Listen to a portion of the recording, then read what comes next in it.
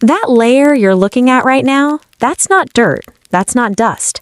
That is polymerized grease, cooking oil that has literally baked itself into a hard resin on your cabinet surface. And the reason your usual kitchen spray does absolutely nothing to it is because it was never designed to break that kind of bond. Most people scrub at this for 20 minutes, scratch the finish, give up, and either live with it or repaint. I've watched homeowners sand down cabinet doors that didn't need to be touched, all because nobody told them what they were actually dealing with. Today, I'm going to fix that.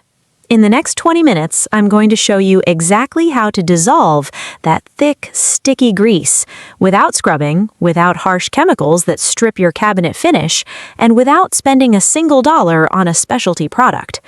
Everything I'm using today, you already have at home. And I know that sounds like something people say before they pull out some gadget you've never heard of, so let me be upfront. This is dish soap, baking soda, warm water, and one thing most people overlook completely. That's it. Here's why this works when other methods don't. Polymerized grease is an oil-based compound. You can't cut it with water-based sprays alone. You need something that attacks that layer you're looking at right now. That's not dirt. That's not dust. That is polymerized grease, cooking oil that has literally baked itself into a hard resin on your cabinet surface. And the reason your usual kitchen spray does absolutely nothing to it is because it was never designed to break that kind of bond.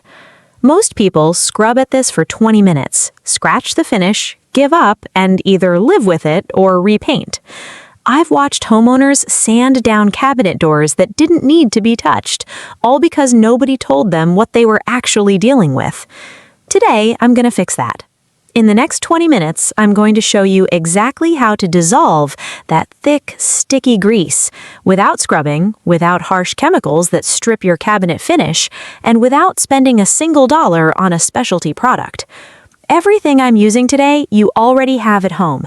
And I know that sounds like something people say before they pull out some gadget you've never heard of, so let me be upfront. This is dish soap, baking soda, warm water, and one thing most people overlook completely. That's it. Here's why this works when other methods don't. Polymerized grease is an oil-based compound. You can't cut it with water-based sprays alone. You need something that attacks the molecular bond between the grease and the surface.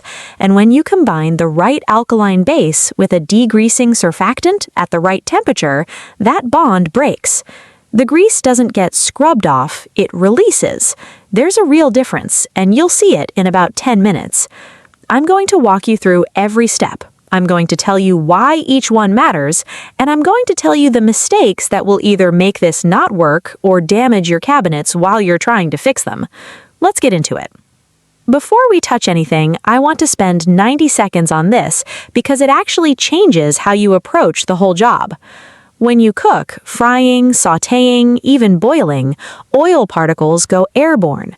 They float up, they drift sideways, and they land on every surface within about 4 feet of your stove. Your cabinets above and beside the stove get hit the hardest, but if you cook daily, every cabinet in that kitchen is collecting a film. Now that oil lands soft. At that stage, a basic wipe would get it, but nobody wipes their cabinets down after every meal, so the oil sits. The kitchen gets warm again the next day, that oil heats up slightly, and it begins a slow process called oxidative polymerization. Basically, it cross-links with oxygen molecules and hardens. Over weeks and months, it transforms from a soft film into something closer to a varnish or a resin. That's what you're looking at on these cabinets. It's not a cleaning problem anymore, it's a chemistry problem. And this matters for one key reason. Mechanical force, scrubbing, will not dissolve a polymerized compound. All scrubbing does is abrade the surface underneath it. You're not removing the grease, you're grinding it in and scratching your finish while you do it. What dissolves it is the right chemistry. Alkaline solution to break the ester bonds in the oil, surfactant to lift the broken down particles away from the surface, heat to accelerate both processes, and then, only then, minimal physical agitation to help the loosened residue move off. That's the method. Now let's apply it. Here's your full supply list. Nothing exotic. Dish soap, specifically a grease-cutting formula. I use Original Blue Dawn not because it's sponsored, but because it's been the professional standard degreaser in food service for decades. The surfactant concentration is genuinely higher than most competitors. Baking soda, your alkaline base, this is what actually breaks the polymerized bond. Warm water, not cold, not boiling. I'll explain the exact temperature range in the steps. 2 microfiber cloths, one for applying, one for wiping. Do not use paper towels for this. They shred under moisture and leave fibers behind. A soft bristled toothbrush for corners and recessed panel edges only. This is not for scrubbing flat surfaces. A spray bottle for the rinse stage. Optional but useful, a plastic scraper or old credit card for the heaviest deposits only. That's the whole kit. Total cost if you're starting from zero, under $5. In a small bowl, combine 3 tablespoons of baking soda with enough dish soap to form a thick paste. You're looking for a consistency like toothpaste. It needs to cling to a vertical surface without sliding off. If it's too runny, add more baking soda. If it's too stiff and crumbly, add a few drops of soap. This is your primary degreasing agent. Everything starts here. Baking soda, sodium bicarbonate, has a pH of around 8.3. That puts it in the mild alkaline range. Grease and oils are acidic compounds. When you put a mild alkaline directly on an oil-based deposit, it begins a process called saponification. It's the same basic reaction used to make soap. The alkaline solution reacts with the fatty acids in the grease and starts converting them into a water-soluble compound. That means the grease stops being something that repels water and starts being something water can carry away. The dish soap adds surfactants, molecules that have one end that bonds to oil and one end that bonds to water. They get between the loosened grease particles and the cabinet surface, and they hold those particles in suspension so they wipe away instead of reattaching. Together, the baking soda and the dish soap hit the grease from 2 angles at once. Don't use washing soda, sodium carbonate, as a substitute. I know some cleaning blogs recommend it as a stronger alternative. It has a pH closer to 11, which sounds better, but it is too aggressive for most cabinet finishes, especially painted wood and laminate. It can dull the surface permanently. Baking soda is mild enough to be safe on virtually every cabinet material, while still being chemically effective. Stick with it. Also, do not add vinegar to this mixture. I'll explain in the pro tips section, but the short version is you'll cancel out the chemistry entirely. Before you treat the whole cabinet, apply a small amount of your paste, about the size of a coin, to a hidden area, the inside edge of a door, the side panel near the hinge. Leave it for 2 minutes, then wipe it off with a damp cloth.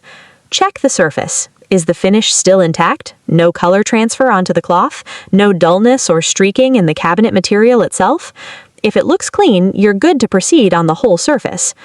Different cabinet materials respond differently to alkaline cleaners. Solid wood with an oil finish will behave differently from thermofoil laminate, which behaves differently from painted MDF, which behaves differently from high-gloss polyurethane-coated wood. Most cabinets will handle this paste without any issue, but most is not all, and the cost of finding out the hard way on a prominent door panel is much higher than taking 2 minutes to test first. I've been doing this professionally for over 15 years. I still test. Always. People skip this step because they're impatient and the paste looks harmless. The paste is harmless for most surfaces, but thermofoil cabinets, the ones with a thin vinyl skin over MDF, can sometimes have compromised edges or seams where moisture can get underneath the film. If you apply paste heavily to those edges without testing, you can lift the thermofoil. That's not a cleaning problem anymore. That's a cabinet replacement problem. 2 minutes. Test first. Using your first microfiber cloth, apply the paste to the cabinet surface in a thin, even layer. Cover the entire greasy area. Don't rub it in aggressively. You're not scrubbing, you're coating. Think of it like applying a face mask. You want full coverage, light pressure, no friction. For recessed panel edges and corners, use the toothbrush to work the paste into those tight spaces. Again, no scrubbing, you're just getting the paste into contact with every surface. Once the surface is fully coated, walk away for 5 minutes, set a timer. This is the step most people rush, and it's the reason the method fails for them. The chemistry needs time to work. You're giving the alkaline paste time to begin breaking the ester bonds in the polymerized grease. You're giving the surfactants time to work their way under the grease layer. When you come back in 5 minutes, the grease will have changed its physical state. It will have started to loosen and soften. If you skip the dwell time and immediately start wiping, you're removing paste before it has done its job. You'll get partial results and conclude the method doesn't work. The method works, the dwell time is not optional. Do not apply the paste and then try to spread it with a lot of pressure. You're not trying to force the paste into the grease. The chemistry does the penetrating for you. Hard pressure at the application stage can actually push grease particles into micro scratches in the cabinet surface, making them harder to remove later. Light coat, walk away. After your 5-minute dwell, lightly mist the cabinet surface with warm water, not soaking wet, just a fine mist to reactivate and loosen the paste. Then, using your second